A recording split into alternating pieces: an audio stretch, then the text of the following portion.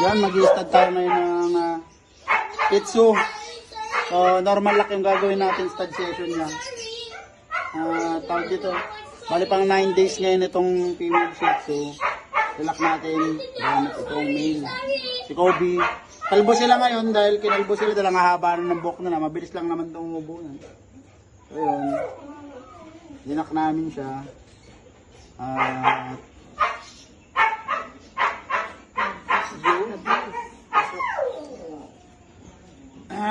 So ito. Sige ito. So ito ngayon nakalak na sila. Yun. Tawag dito. Ito yung first session niya. Bali, first session niya ngayon, December 4, no? December 4, tapos bukas ulit.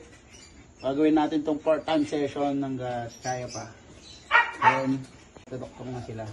Ito tinatawag na normal stud session sa pagpaparami ng Shih Tzu. Yan. Tapos maglalak ito, mga ilang minutes lang din. Hihintayin natin itong matapos. Hanggang sa magkahiwalay sila. Hanggang sa maghiwalay sila. Yan. Ano lang. Ito naman yung pusa ko. Mas malaki pa yung pusa ko sa mga Shih Tzu ko. Bakit ganun?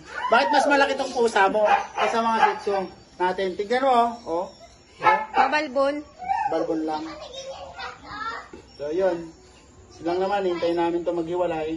Ito si KitKat. KitKat ito, diba? KitKat. Ito si Kobe. Mga aso rin naman namin ito. Proven na ito parehas.